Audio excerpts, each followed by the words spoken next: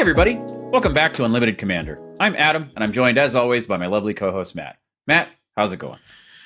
It's not going too bad. I got to take a break off streaming for a week, just kind of relaxed. Started getting more work done around the house and trying to get all my stuff back in order. But one thing I found was I randomly found out that you can freeze fake meat in Tears of the Kingdom.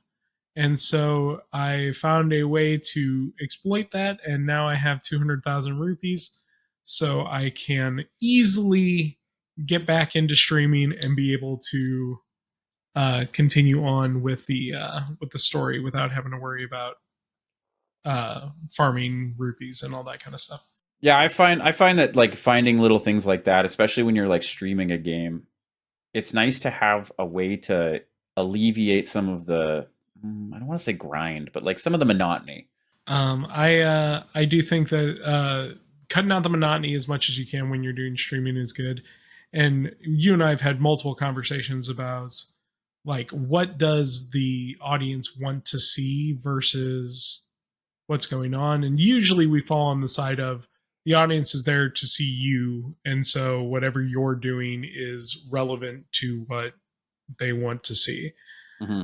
But I will say that one of the more frustrating parts of any Zelda game is, I don't know, a shield costs 800 rupees. Do you have it?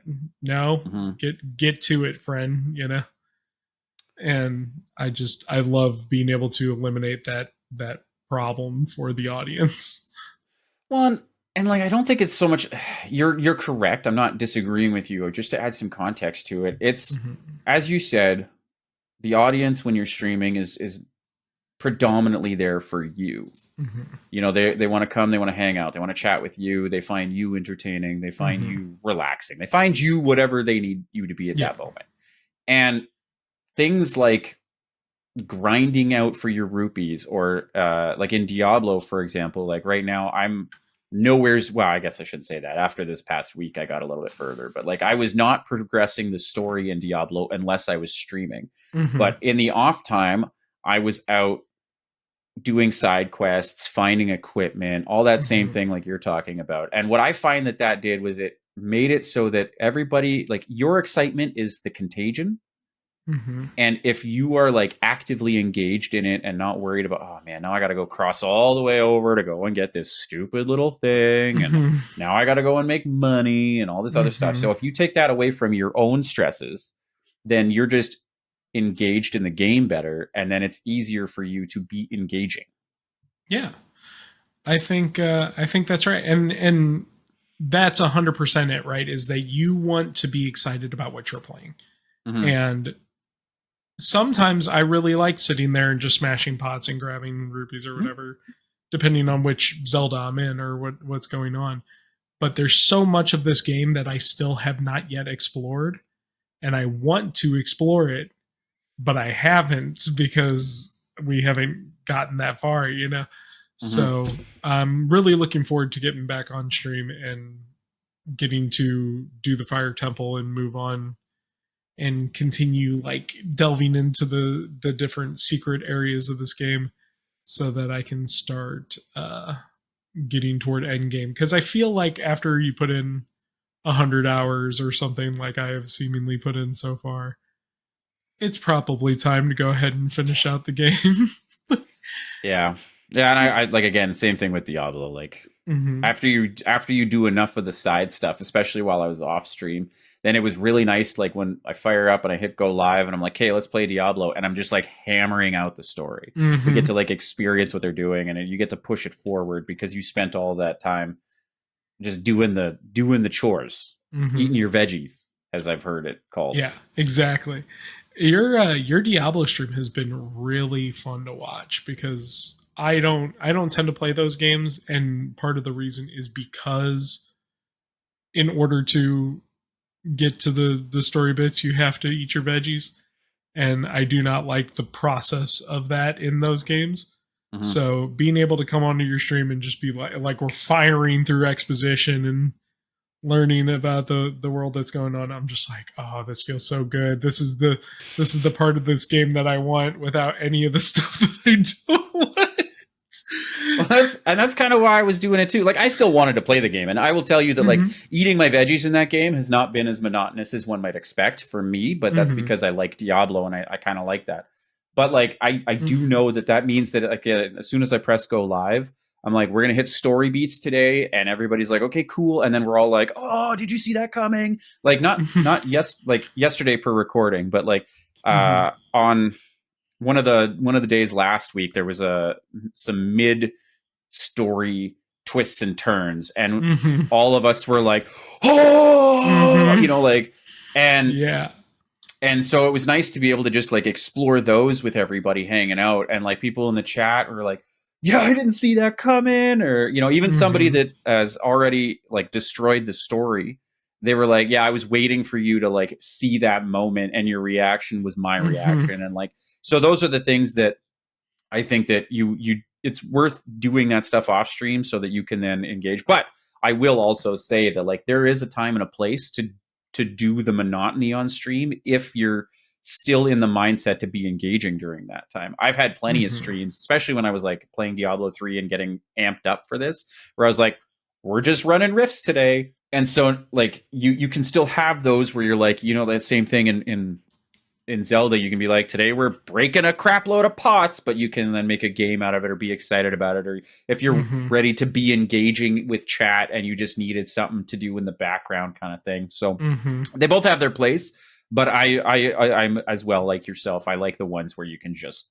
hammer through some story and be excited with everybody, because that's the story is what most people care about. They don't look back in wiki pages years down the line and be like, how many pots did it take before you got enough to go and get your shield? It's like, exactly how hard was it to, like, how long did it take you to go beat Ganon after finding the pieces of the Triforce and the 3 gems and all those things from like Link to the Past and stuff like that. We look at wikis and we're like, tell me the story beats. Don't tell me the pot breaking stories. Exactly. I think the things that are going to make the most lasting memories in Tears of the Kingdom are the story, and then the creations that people have made with the ability to create devices and whatnot. You mean the TikTok fuel? Yeah, the TikTok fuel. But I do think that that's something that like some people will come back and remember this time period and be like, oh, I remember the first like hovercraft that I built in that game. It was super janky. It had way too many pieces. It was way over engineered, but like it when it got me to that point on the thing, I was blown out of the water. It'd be that and the story. Like those are the two things that are going to carry. Yeah. Too true. Yeah. So, Adam, what do you think we're doing today? What's going on? The internet is in a tizzy, as it tends to be. And as a podcast, it is our right and our privilege to weigh in on such things. And one thing that caught my attention was the RC, the Rules Committee, put out their quarterly update this last week. And in it, nothing changed, by the way, for those who don't follow it directly. But one thing that I did note was we have our newest boogeymen, the newest cards that Commander players across the globe are worried are going to destroy their precious format. And I think that it would behoove us to review some previous boogeymen, create a bit of a level playing field, and then take a look at the couple that have been pointed out as the next things that are going to ruin Commander, and then basically give everybody a bit of solace, I think is what I'm going to shoot for. But to keep it fun and to keep it the way that we normally do it, I think we're going to just play like 6 straight games of Scryfall Not So Random. Yeah. So similar to our normal gig, we're going to talk about where these fit in the formats that we know, and kind of talk about them, about the prospects of like how much people were scared of them, how much we were scared of them maybe, and what ended up being our experiences with these cards. hopefully that offers people out there a little perspective before they kind of jump on Twitter and quickly react to something that may or may not need reacting to. We'll see. Yeah, we'll see. So I'm going to kick this one off because it has already come up on our cast before. And we did have a conversation about it specifically for this reason, I think, if I'm being honest. But the first one I've got up is Draina and Linvala. For those who need a quick refresher on it. I got it. 1 white, white, black for a 3/4 with flying and vigilance. Activated abilities of creatures your opponents control can't be activated. And Draina and Linvala has all activated abilities of all creatures your opponents control. Spend mana as though it were a mana of any color to activate those abilities. Legendary Vampire Angel. So Great we talked. Type line, by the way. Great type line. Yeah. Vampire Angel. I still stand by what I said back then, and I'll talk about real quickly what I said back then. The big thing that I was worried about this was more than anything Vampire Angel, because Vampire is a great type line. Angel is a great type line. Vampire Angel seemed at the time just like this is going to fit in more and more decks. It's going to be more and more relevant because of its typing, which was something I was concerned about. And I still think that it is a great card to throw into any Vampire deck that is running black-white, any Angel deck that's running black-white. And then most just sort of black-white decks. It's still a good card. But we'll talk about it in terms of each format first. Yeah? Yeah. Hit me. Okay. Start off with, I didn't play very much of this at all. What can you tell me about how this behaved in Sealed and Limited? Did you experience I actually got it a few times while I was playing Sealed in March of the Machine.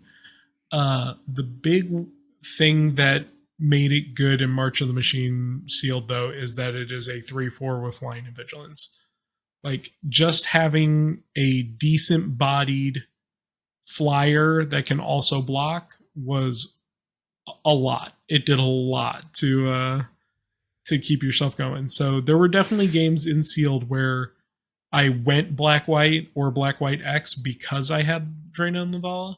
And I definitely went like 6X, 7X with those decks, because once I got her on the board, it's like, oh, well, now my opponent's not swinging with their X3s, even if they're big, because they don't want to lose them.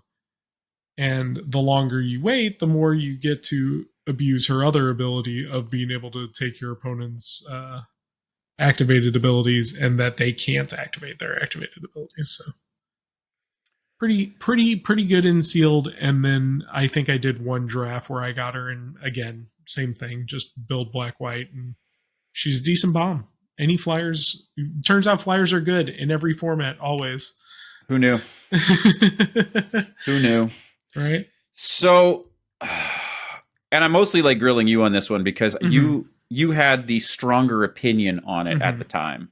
Yeah. See back to our Team Ups hype video. Possibly linked in the show notes. I don't know. So the other thing was Commander. Now, normally we say, like, does this go good in Commander? Would you play this in Commander? But mostly I actually want to know, how much have you seen it in Commander? Because I think that was a big concern of yours. So yeah, one of the major concerns I brought up, and I said it at the time too, that this is probably a me concern, was that I knew I'd have to play against it, and that I was going to be miserable playing against it. I was expecting to see it at least 3 or 4 times before Mom was no longer the relevant set. And I saw it one time. Now, I did see it in the 99 of several decks, but it being in the 99 is not a problem, because if you remove it once, it's gone. You're done. You know, you don't have to keep worrying about a Draina and Linvala smashing you. But I did play against it once as a commander, and it was annoying. I do not believe that player won. If I remember that game correctly, we had somebody playing a very heavy aggro set, and they saw Draina come on, and then they just started swinging in with their 7/4, and the opponent eventually fell over, right? Like, Mm-hmm. what are you going to do? But it's every bit as annoying of a card as I expected it to be, and at the same time is being held perfectly in balance by the social contract, by the fact that not everybody wants to play white black, by the fact that not everybody wants to play hard control, so like any of the things that you keeps you from seeing braids on the board or sees you playing regular Limbala on the board or anything like that is already preventing people from wanting to play this. So Yeah, spoiler alert for the rest of the episode. This is all the reasons why I expected to get this response and what I think we're going to say a lot about going forward. Not as much about all of them. Please stay tuned because some of them are actually a little bit different of results, but several of them are going to be that, like, the social contract says, like, hey, like, do you really want to play this game every time? No, not so much. Hey, do you want your opponents to never want to play with you again? No? Okay, well, let's maybe temper your excitement about stuff like this. I think that cards like this, they exist. They're perfectly fine. Magic is full of stupid broken Magic cards, especially in Commander, which is where we expected to see this be the biggest problem. And the more cards you look at, the more you realize this is a good Magic card, just like all the other good Magic cards.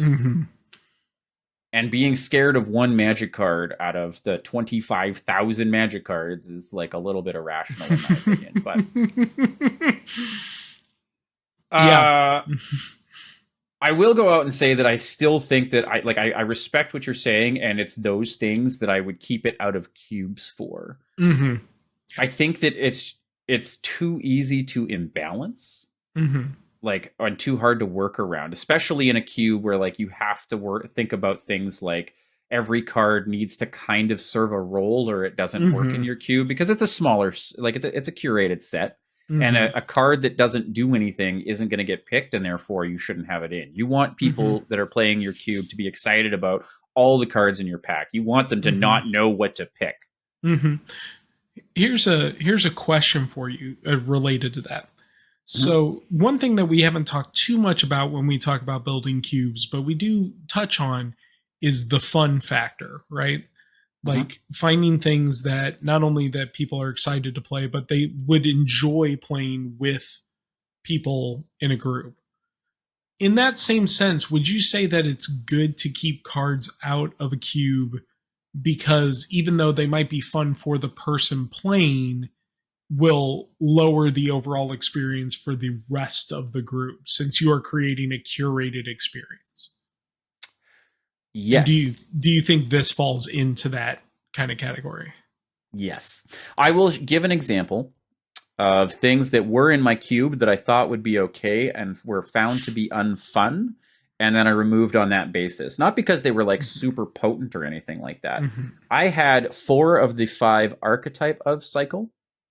The ones that give all of your creatures a thing, but then remove that same thing from all of your opponent's creatures.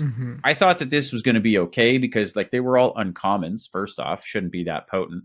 And then things like I didn't do the hexproof one. The green one gives and takes hexproof, and I thought that was going to be too powerful, even at 6 mana. But in a cube, 6 mana is not that big a deal. But the other ones I thought were going to be okay. And then I've told this story on the podcast before, but the red one that gives trample and takes trample really shifted and made the game unfun for everybody but one person. And it wasn't that it was super powerful. It's just like everybody's like, well, I don't have the tools here to deal with this. Yeah. And I'm not enjoying myself. Yeah. It stopped a lot of haymaker swings that would have normally shifted the version of a game, because rather than losing your creature but also doing 5 damage to the player, it just meant you lost your creature and they lost their creature because they could block and you couldn't trample. So yeah. So things like this that very specifically say you don't get a thing and I get that thing they shift it too much, like these asymmetrical effects. Asymmetrical effects, I think, are actually probably one of the best ways to put it. Like, if you have a thing that just gives all your creatures flying, I think I'm okay with that. But if you're saying you get flying and I lose flying, it shifts the power too much, and you have to. It's not impossible. I'm not saying don't ever put this in. I'm saying just know what you're doing to your cube and be prepared to try and counterbalance it. Also, I'm going to say it now, look forward to a future podcast where we talk strictly about asymmetrical effects, because I feel like I've got enough to say to fill a whole podcast. What? You? No. Who, me? Talk a lot about magic? So, right? Absolutely. Why do you even have a podcast? Oh, God. So you are the specific example on this one, and I'm going to poke you one last time. Was your fear not rational, but like my fear ended up being almost entirely unfounded. Unfounded. There we go. While I do think that everything I said about the card is true, the feelings I was having toward the card were not, because of the things that we've stated before. Because we like playing Commander with people. And I think that's one thing that, especially since this card came out, I feel like my ideas about have become more fine-tuned, is that at the end of the day, every person is trying to play Commander purportedly with friends. Like, Commander is a friendly format. And so if you are coming into a friendly format being like, I'm going to play Drain and Laval, I'm going to make every person here cry, I'm going to control the board so hard they're going to wish that they never played Magic again, you're playing the wrong format, buddy. Standards down the road. Like, yeah, you can, or at least be more clear about it in your, like, the rule 0, because like there's still room for this, I will say. Like, but if you were to say, I would like to play my Drain and here's how I see this going. I sit down and I'm like, Matt, I built a Drain and Linvala deck. I think the card's really sweet. I know it's pretty potent, and I know it can be a bit of a pain in the butt, but I would really like to play it. And I did build with the commander in mind. And what do you say to that? Yeah, saying we're gonna actually play the game still, right? Not just like, oh, actually, I'm gonna go find another table stakes. Right. It's like, okay, let's do this one time and see what you think, right? Like, yeah. And or alternatively, your other answer might be something along the lines of, you know what, I've actually got something that I think is going to be also pretty potent, maybe a little bit control heavy. Yeah. I've built it. I think Elish Norn, Mother of Machines, card number 2 on our list, is now the deck that I have built, and I think I would like to try it, which has a very similar feel to it, because this is the other card. This is another card, not the other, but another card that there was a lot of this similar hubbub about. I think for similar reasons in this particular instance, but yeah, so real quick, Elish Norn, Mother of Machines, 4/7 vigilance for 4 and a white. Legendary Phyrexian Praetor. If a permanent entering the battlefield causes a triggered ability of a permanent you control to trigger, it triggers an additional time. Permanents entering the battlefield don't cause abilities of permanents your opponents control to trigger. So we're talking about ETB triggers happening. For Mom, they happen twice. For the player not playing Mom, they don't happen. This card, I want you to say what you have to say about this card first, because I've been talking a lot. Tell me a little bit about what you think about this card. The same thing I thought about everything else. I really wanted one. I'm going to put it in like a deck when I get around to building it, but I like, it's the kind of thing, same thing as Drain and Linvala. I'm going to tell you that, like, this is the kind of deck we're shooting for. Or like you said, you might find it in the 99 of one of my decks. I'm never going to build this as a commander. That's too much. I think that's true. So my experience with this card, first off, real quick, Draft and Sealed, this card is amazing. Anything with blank 7 as in part of the type line for 5 is going to get play. It could have said 0/7, it would have gotten play, but it's probably got 4/7. It's amazing in Sealed. It's absolutely brilliant in Sealed. It's also good in pretty much every format. I think it did see some standard play. And some other, it's definitely seen play in other 60 card formats. The standard environment was very like non-white for a little while. Mm-hmm. The recent bannings in standard trying to like dumb down some of the Rakdos, Mm-hmm. and then vis-a-vis like Rakdos X. Right.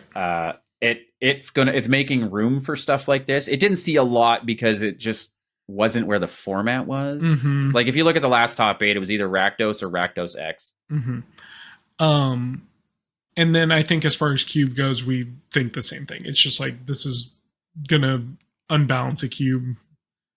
Yeah, I think experience. So. But when we're talking about Commander, so I saw this card way more often than I saw Draenei and Lavala. I saw it in the 99. I saw it as a Commander at least 5 or 6 games that I played over the course of Phyrexia Will Be One and March of the Machine. Mom has definitely colored the Commander groups that we have played with, and we play with a lot of people. One who like to go hard in the paint. We got a lot of people who like to really push their agenda hard. But we also have people who really like Praetors and really like the sort of the aesthetics of the Phyrexian machine, right? Mm-hmm. And Elish Norn fits that very well. There's a lot of things that ETBs do for modern Magic. A lot more of current Magic is based in the ETB trigger. So having something that shuts off your opponents and doubles yours is amazing. It's a very good card and whatever. I think that this card ended up being a lot less scary than I thought it would be in the 99. Because originally I was like, as a commander or in the 99, this card's going to make me mad because it's a Panharmonicon with an extra good side for only 1 mana and being a 4/7. It's sound, just saying it out loud sounds insane, right? Like, do we need to give Panharmonicon more stuff on the card? Probably not, but we did, and also made it a 4/7. Yeah. But I found out that, similar to what I was saying with Draenei and Lavala, if it's in the 99, I can just remove it. And once it's removed, it's gone. I have a swords. I can keep my swords around for whatever I need to do. We are a group that is not against plain mana efficient removal, which means that any creature is likely to go down. If your opponent has a Elish Norn in their 99 and 3 players on the board can't deal with it, that might be a deck building problem or a skill issue. You know what I mean? Like, yeah. Or a circumstance issue, right? Like there's times where like none of us have anything in hand and we all just look at that player, but yeah. But yeah, but you're right. You're right. Yeah. Like it's, and the just to add to what you're talking about, like the groups that we interact with most frequently, like you and myself, it's true. But I will say that like seeing a mom at the table in that group, you're also likely to see one of the 2 very awful Vorinclexes at the table. You're also going to see one of the awful Jin-Gitaxias at the table. Like their rule 0 kind of happens before they sit down, in the same respect as almost like a CDH type deal, because it's just an understood, especially when we're playing in the events, because we're very specifically talking about our friends at Praetors for Change. Yes. And they know that. We love you. Light, we love you. Ellie, Alice, we love you all. You know that. So we don't have to. Yeah, it's not a jab. It's just that like it's the aesthetic, it's the understanding, and like when they say, okay, so here's the event we're going to put on, and this is, and like I imagine that, and we've played with these decks off cam and not in the event and stuff like that too. But in general, it's like that's the theme that the whole thing was kind of based on. And so when you sit down, like the first event didn't have, it had half the Phyrexian commanders available as it does now, because when the first one kicked off, we ended up, that was before this whole March of the Machines and All Will Be One arc and everything leading up. Like we were talking like Kaldheim, we had the second Vorinclex, go us. And so we were all kind of in that same space of playing with things like the original Praetors from Scars of Mirrodin block. And we just kind of had to deal with it. And now we've kind of expanded that, and they've added a few more, and it's still kind of the theme. And that's cool because everybody sits down for that experience. We all know what we're getting into. We're like, great, you're playing, like my deck for that event is a Sheldra the Apocalypse deck, and everybody also hates that. And you know what the stupid part is? I'm not targeted for it because everybody has something worth hating. Right. Because is Sheldred really the threat necessarily when you're dealing with also a mom and also, I don't know, Vorath the Shape Stealer or, whatever. It gets wild. It gets wild. But I do want to talk a little bit about her being a commander and a game that I did play that wasn't a part of that group. So I got invited to a live stream to do stuff. And I was told who the commanders were, and I was like, okay, this is going to be something that I can bring like a mid-level, like for fun, flavorful type thing to. I can bring one of my weaker Ultra Magnus deck, or I can bring my Megatron deck, and it'll be fine. Like, it's not going to be a big deal.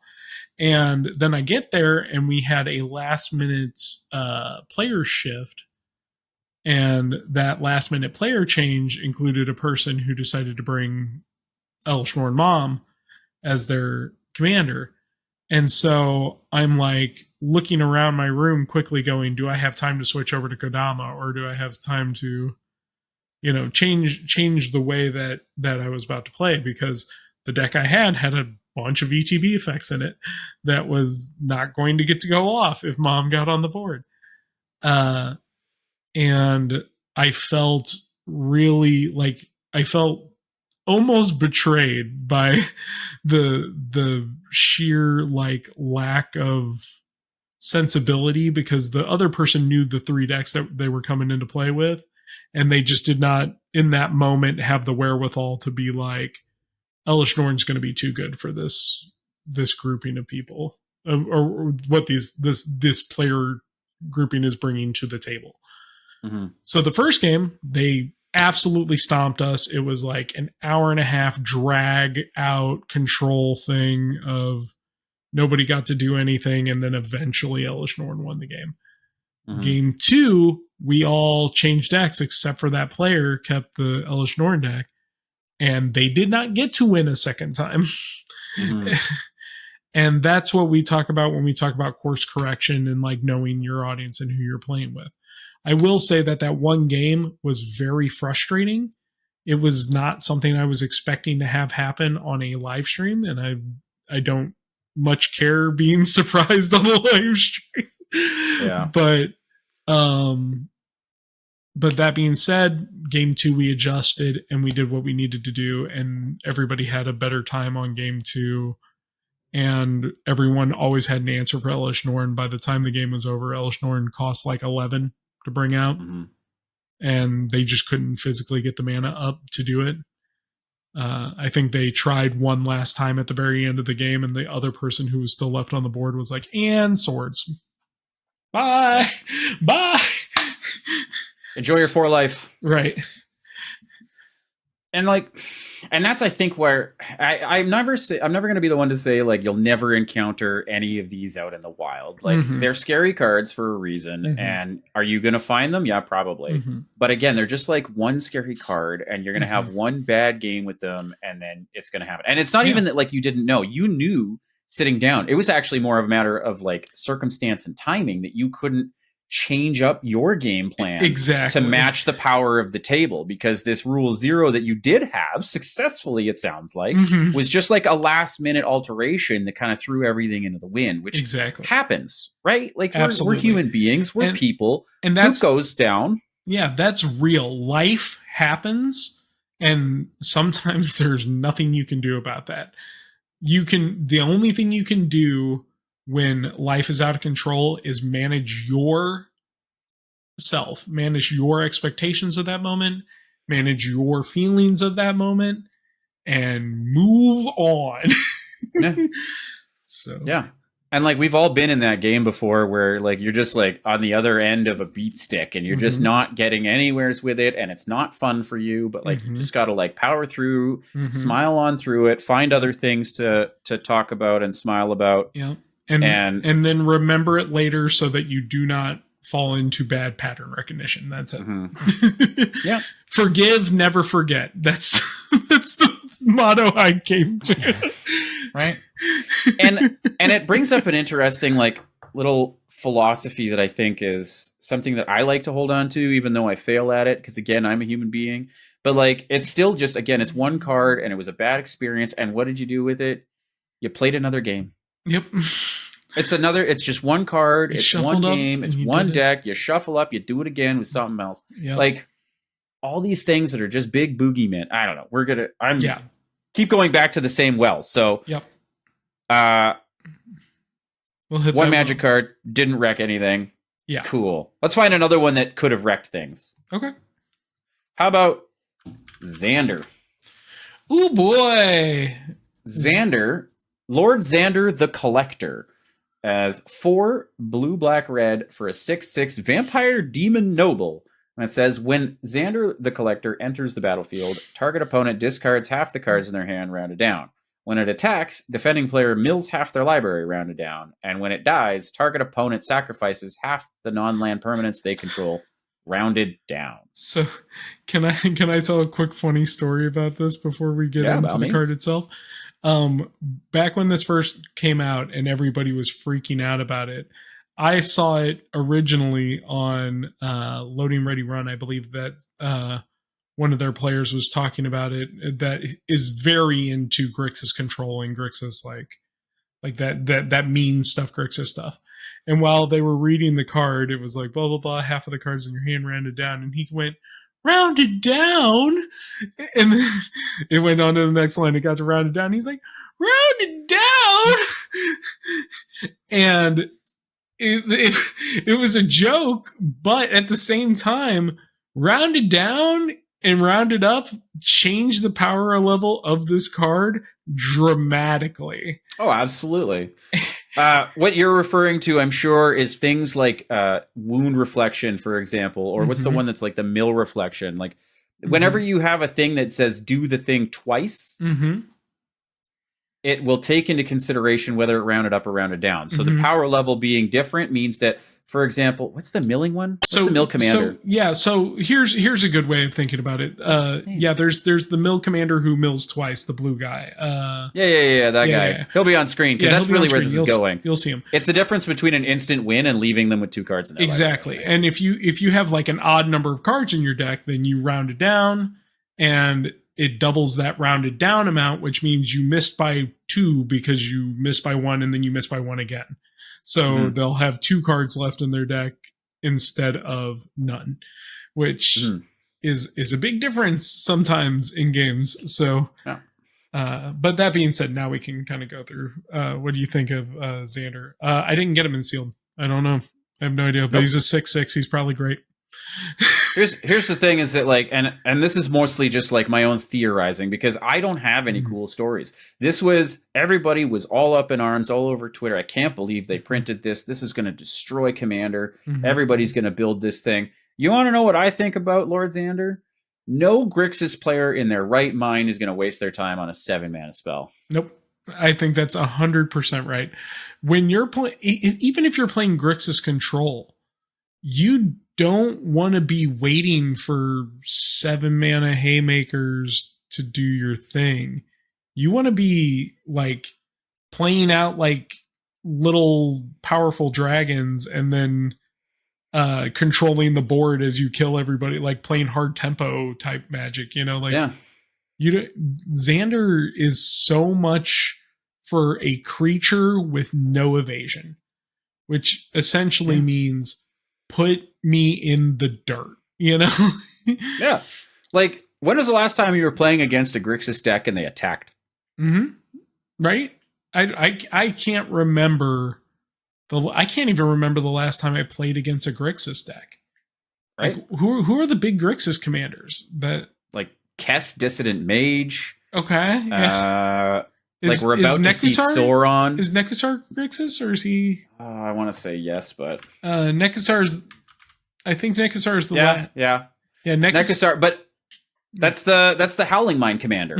Yeah, Nekusar is the last big Grixis commander I played with or against. And Nekusar, the Mind Razor, 2 blue, black, red for a 2/4 zombie wizard. At the beginning of each player's draw step, that player draws an additional card, and whenever an opponent draws a card, Nekusar deals 1 damage to that player. I had built that deck ages ago, and now this deck is made completely obsolete because Sheoldred the Apocalypse exists, and it's just a way better version of the same deck. Because it's only one color. It's not trying to do Grixis. But yeah, like Grixis commanders just they aren't looking to do what Xander's doing. At best, you're going to usually just get the opponent discards half of their hand rounded down, which by the time you hit 7 mana, you better pray that they're not discarding more than like one card, because that means that they had 7 cards in their hand. You don't want that at that point in the game. Like, that's not what you want to happen when you're playing a non-ramp color trio of colors and you have to cast something for 7. Right? Like, I just taken a quick gander through. I just looked at a quick scryfall of commanders in Grixis, like legendary creatures that are roughly speaking Grixis. This is quick. I didn't hit them all. But like we're looking at things like Lindy Cheerful Tormentor, the curse commander. Yeah. We're looking at things like Halo the Painter. And Halo the Painter cares about sacrificing your creatures to double your spells. The only one I can see that gives even the slightest sniff real quick about attacking is Goro Goro and Saturo, which just came out with March of the Machines as one of the commander set team up cards, which is mostly the flavor of Goro. Like, the only reason it attacks is because Goro Goro gives haste, and Saturo was the like, it was a ninja. That's it. Yep. And it's so flavorful and so specific. But in general, Grixis doesn't actually care enough about attacking. It's not what they do. They're spellcaster decks, and so they don't really care about this stuff. The hard control is okay, but with it all being rounded down, you can't even guarantee that when it comes out, you're going to discard a card, because maybe your opponent only has one card in their hand at 7 mana.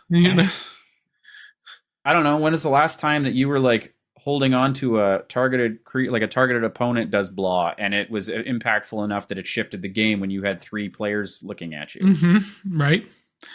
Yeah. It's a 6/6 for 7 that maybe does some stuff to one person. What did this break? What was this gonna break? And as far as like the when it dies, opponent sacrifice half of the thing. First off, most of the removal in Commander is not destroy. You're not going to die Xander. You're going to exile Xander. You're going to bounce Xander. You're going to do anything but destroy Xander. And then it does half of a much better effect on 100 other cards, including Narivandal or whatever. Like why would you play this instead of Narivandal if you're looking to get rid of your opponent's stuff? Like, it's just not going to do the thing that you want it to do.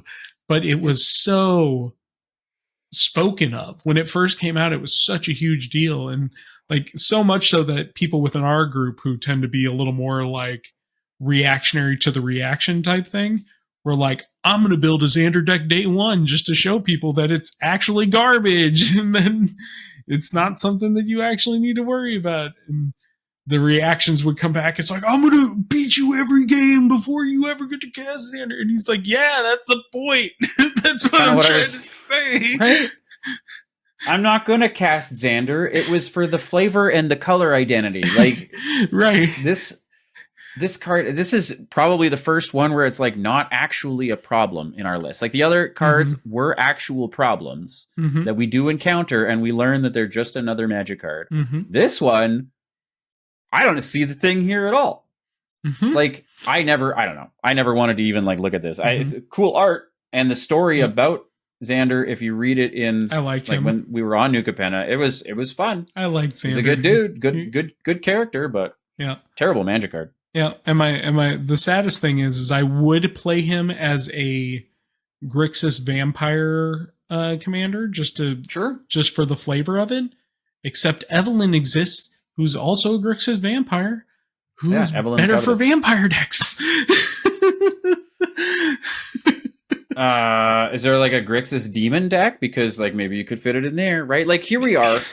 Like, and we're already months down the line. There should be, if this is a good card that was going to cause that many problems, it should have like 200,000 decks on EDHREC. Mm-hmm. I'm not even going to look it up because I'm going to guarantee you that it's not even close. Yep. It's probably like a couple thousand tops. And who cares? Oh, there's a link. Hold on. Card analysis on EDHREC. Lord. I said a couple thousand, right? Yep. 2,700. Yep. Not even 3,000. Not even 3,000 decks. And I would bet anything that of those 3,000 decks, most of them have not been updated since like the set after Streets. Like I wouldn't be surprised if they were like built and then just never touched again. Like we do know that EDHREC takes only data from the last 2 years. Like if your deck hasn't been updated in over 2 years, so it's not on EDHREC. Yeah, maybe as early as what's it called, Kamigawa or whatever. Is Kamigawa? Yeah, potentially something. Yeah. No, I think Streets was after Kamigawa. Streets is after Kamigawa, I think. But whatever. Either way, point still stands. Point stands. I'm gonna skip over one. Okay, I see one here. Just for those watching, we're skipping to like make sure we end at a reasonable time for me to actually edit this down. But I will tell you, we were going to complain about Nyx Bloom Ancient. It was going to destroy stuff. I never see it. I don't think I've ever seen it played. I have seen it played exactly twice, and every time it comes out, it gets removed because people don't want people to triple their mana. The end. Yep. Easy. Good talk. Okay, let's get into the ones that everybody is currently up in arms about. And I point this out not because they were actually banned, but as I said, on the latest update from the rules committee, they said these two are going to be watched. And if I'm being totally honest, and this is our podcast, and I'll be as honest as I want, I think it was a people-pleasing statement. And I think they're not going to give two sniffs about this. And once everything blows over and the next set comes out and the new thing that scares the crap out of everybody is going to be the thing that we're actually going to talk about. And this is going to be completely forgotten. I'm going to start with the common. We can end on the rare. I think that's great. Okay. First up, Mirkwood Bats. Mirkwood Bats is a 2/3 flyer for 3 and a black. By the way, I'm not reading this. I've looked at it enough and committed it to memory because I'm so upset about it.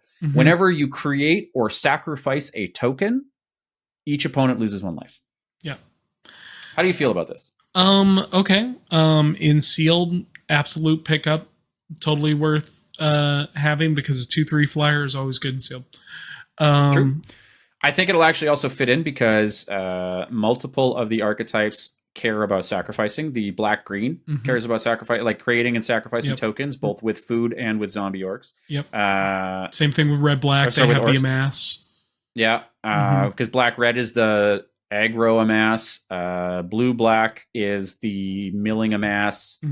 And if you do end up somewhere in like the food, again, like Shalob exists, I guess.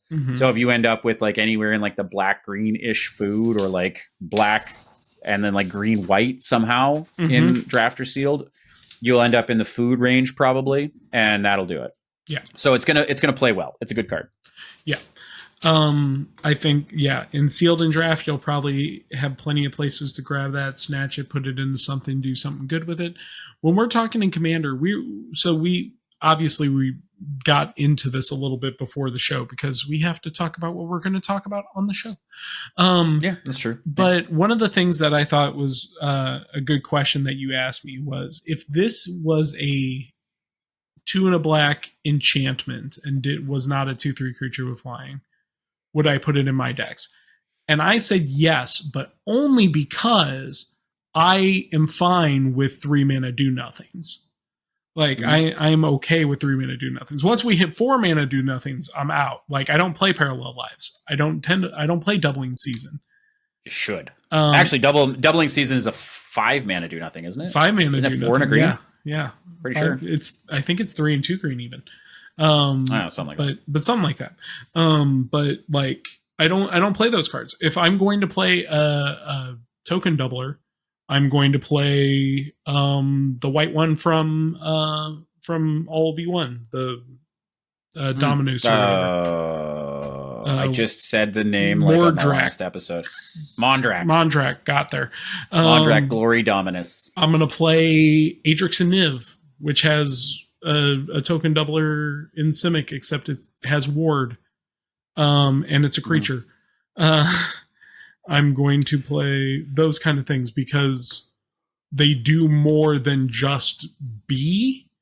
And when I hit 4 mana, I want something that's going to do more than just be. I love that Mondrak exists because I think appointed or anointed procession costs way too much for a 4 mana do nothing most of the time. And I would much rather have Mondrak on the board. Right, it's just a parallel lives analog, right? Like it's a parallel lives in white. Same thing in a different color. It's literally a parallel lives in white. So, like, add some context to this too, because you're correct. I mean, I'll still play the ones that you talked about because I like them, and also parallel lives is like a meaningful card to me, like personally. But because when you're talking about Commander, 3 drops are your setups, 4 drops are your action.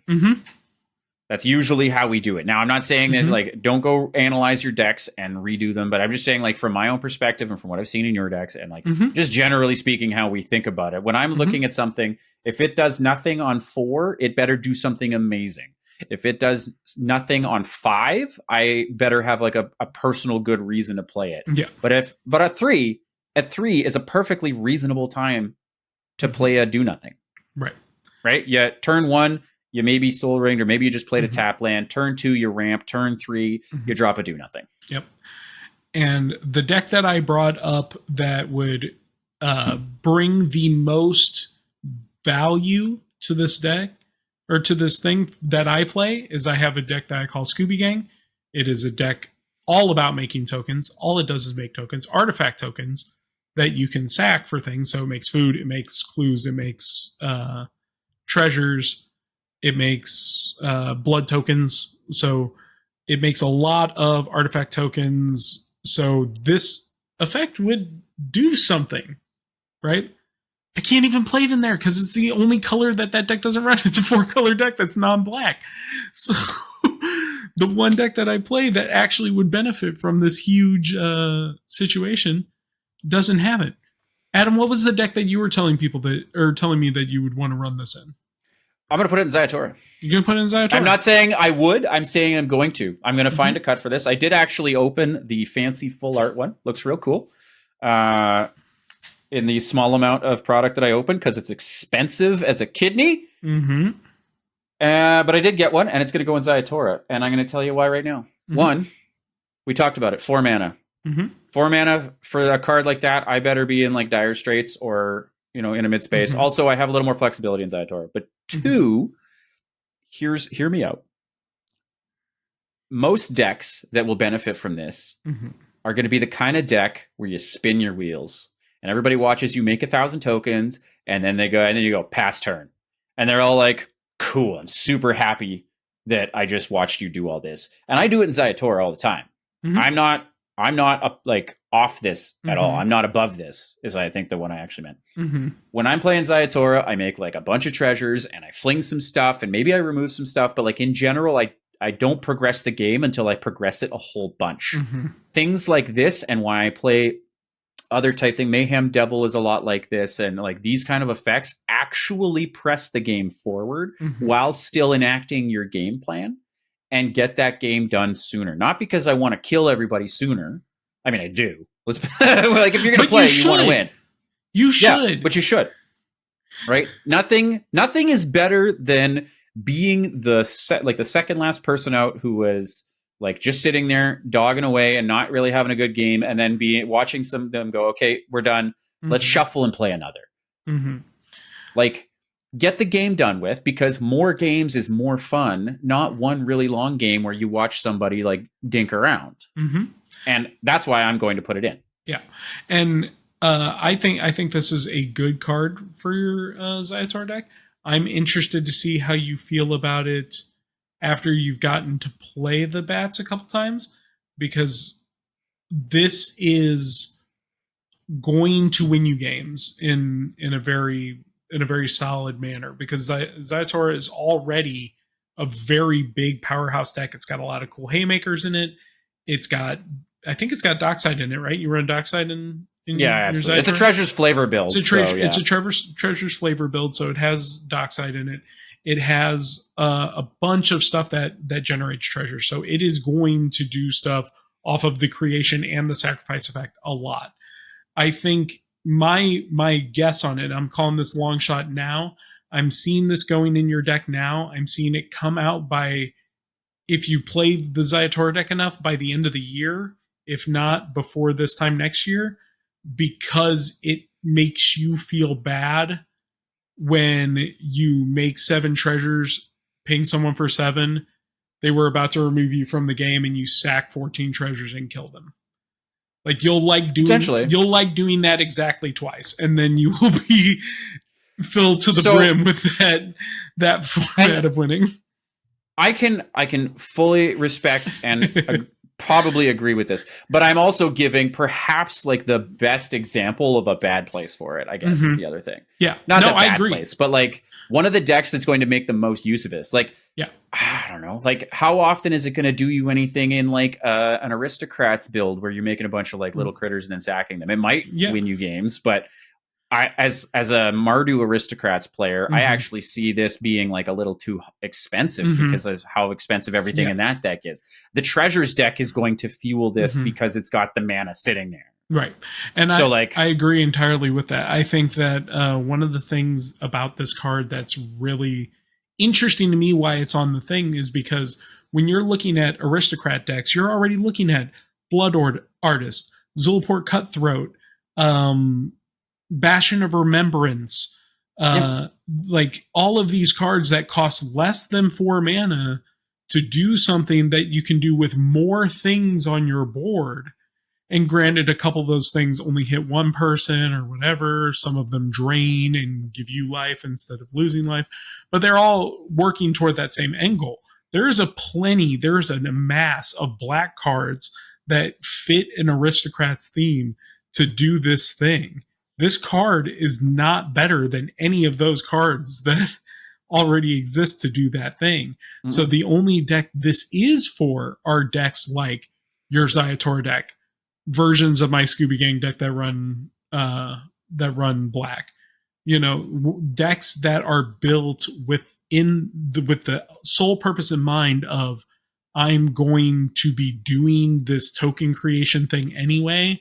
We might as well get some incremental value out of that to try to end the game faster so that I'm not spinning my wheels forever. All right.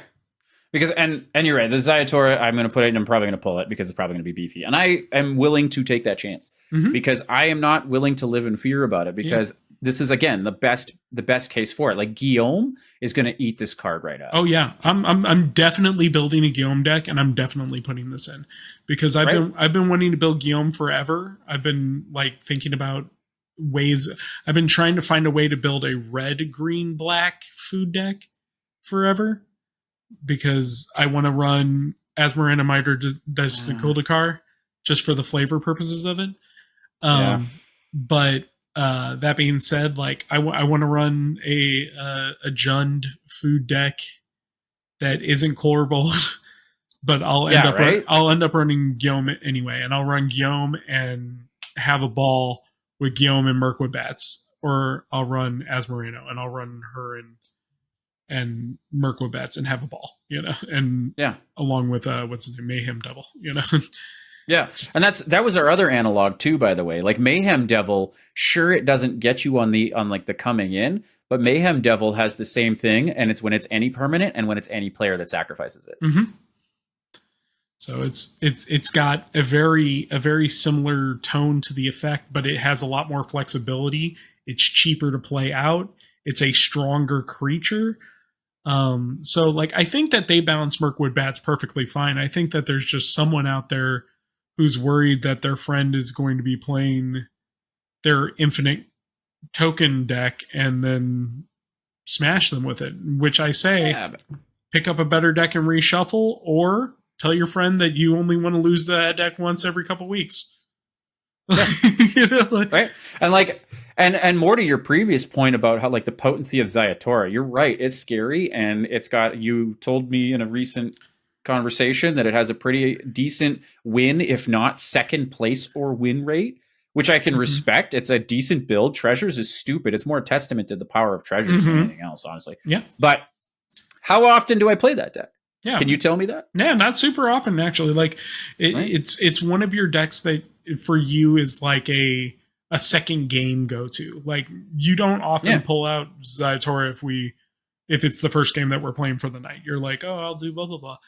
And then it'll be like, okay, we want to do a quicker game. I'm going to grab Zaitora because I know that Zaitora can swing in for 6, and then we can also ditch things and hit people in the face. This game will go relatively faster. And yeah, it does. Right. And like at the same token too, like I think it's now at the point where like it's been played enough times and there's enough reputation that if I'm like, hey, I think I would like to put the pedal to the metal a little tonight. Can I play Zaitora? Mm-hmm. And you're going to go, yep, let me go grab the thing I think is good to go against it, right? Like this is what Rule 0 is for and why we always talk about it. Like, it's fine. Play whatever you want. I don't even care. The first 2 cards on our list, play them. I don't care. Mm-hmm. Just don't be mad at me when I'm like, cool, I'm going to bring out this big cannon. Exactly. It was exactly what we were saying a couple weeks ago when we were talking about Joda, right? It's like, go ahead and play Joda. Do not crank at me when I pull out Braids if you're playing Joda. And it's not because I don't think that like your Joda is fairly built or whatever. It's just that Joda as a card by itself does so much that I'm like, yeah, I'm going to go ahead and play my hardcore stuff just in case. Like, let's keep it 2020, right? Like, which, by the way, and we haven't said this, and this is for everybody out there, Joda's getting an overhaul after Lord of the Rings. yeah. And I'm gonna take some heat for this, and like I think I'm just gonna lean into Joda's good, and I'm gonna stop treating it like my training wheels, and I'm gonna take the training wheels off of that thing. Yeah. Because it's at the point now where like the stuff we got in Lord of this is a total tangent. But the stuff that we got in Lord of the Rings right now, as I was like cranking through packs that was opening with Libby and looking through some spoilers and stuff. And I was like, enchanté. I was like, you're gonna treat Joda super good. Anyway, that's neither here nor there. No, absolutely though. On the same level, I think people who were following my Twitter a couple weeks ago would have seen that our friend Light put up something about a particular deck, and I was like, I retweeted it with a quote tweet that said, you know what? I'm rebuilding all of my favorite decks. I'm rebuilding Braids. I'm rebuilding blah, blah, blah. And no one's going to tell me not to play them. And this is the post that you can come back to when you're mad about losing to my hard control black decks. And it was just a quote tweet of what Light had said about whatever deck that they were nonsense they were trying to build that day. All this like shenanigans. Yeah. So... But yeah, the long and short is that like it's a common, gang. Mm-hmm. Mirkwood Bats is a common. It's a 4-mana common. And that's such a great equalizer here too. Like I don't see why people would be mad about this card either way with it being a common, because that means that you can get a hold of it. It costs 67 cents right now. And it's probably going to go down as more product gets flooded into the market because of how many cards there are going to be. Why would you be worried about this card? This card's fine. And if it's not fine, get one. It'll cost you less than $1. Yeah, right. Or, and hear me out, this is going to be weird, stand up for yourself in the games you want to play and tell your friends that wasn't an enjoyable experience. Thank you. Like, I know that it's a difficult thing sometimes. It's and hard. Like, as it can be hard to like, especially in the phrase stand up for yourself. But like, if you need help, I'll be there. You know what? Because... I think you're right. I think that stand up for yourself is exactly right. And if your group is trying to have the same experience as you, they will back you up. They will be alongside you when you're like, here's the thing, this card is just not fun for me. And even if it's okay to them, even if it's something that they're totally fine with playing, they will back you up on the feeling of you being uncomfortable. And you're not going to be facing that trail alone. And if you are, you're probably not in the right play group. Like there's probably something else going on, because why would anybody look at you having a miserable time and go, that's what I want. That's exactly what I want. Yeah, your tears are fueling me. And this is your tears are my food. I saw something not too long ago, and it's like, and it's true. I recognize that there are extenuating circumstances that maybe this doesn't always apply to. And I know that like we talk from a platform, and like we are blessed and privileged to have friends that respect us, mm-hmm. and we're lucky to have enough people to play with that we can cultivate our experience because we're in a space.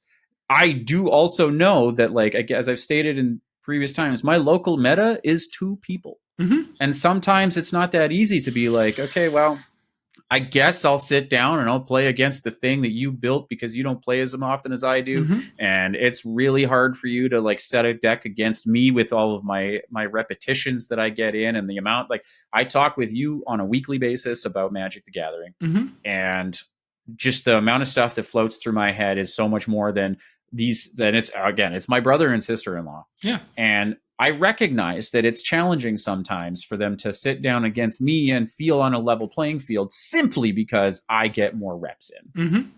You know what I mean?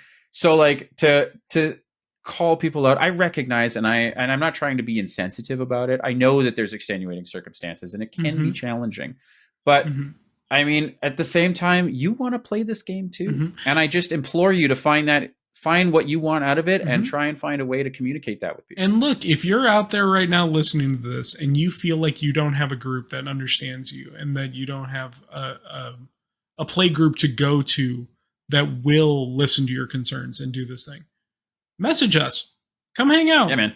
We have a group that is always looking for people to play, always looking for active Commander players who want to stick their toes into spell table games. And it's like, if you have a phone, you have a way of doing spell table.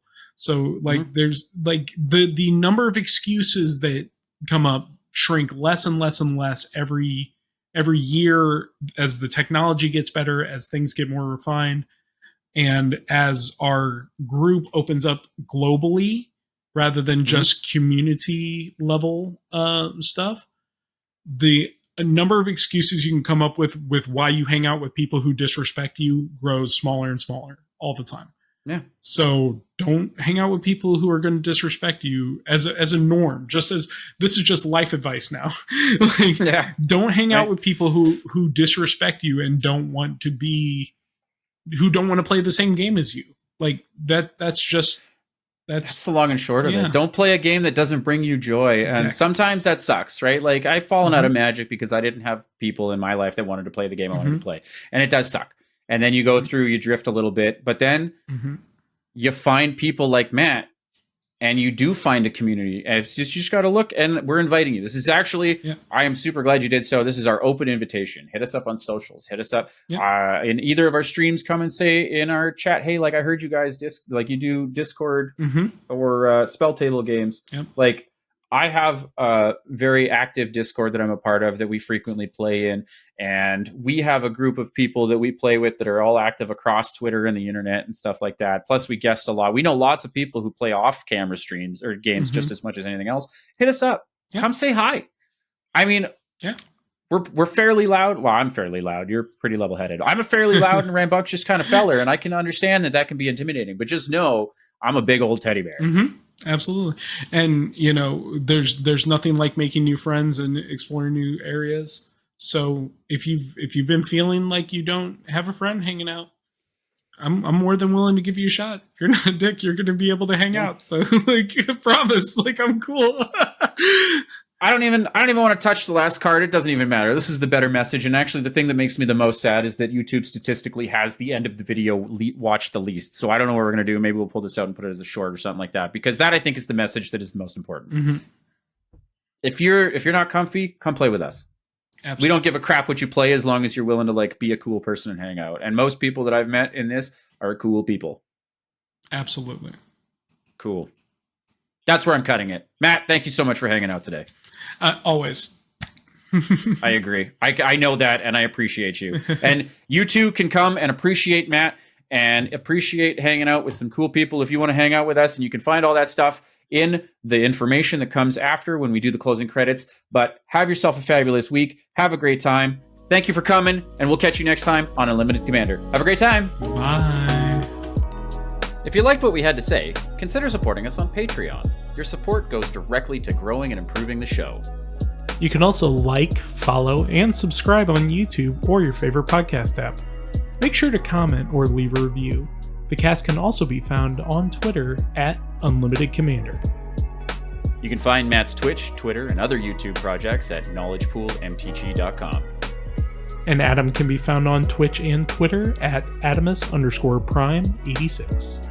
Our theme song is Polaroid by Harris Heller, licensed by Creative Commons.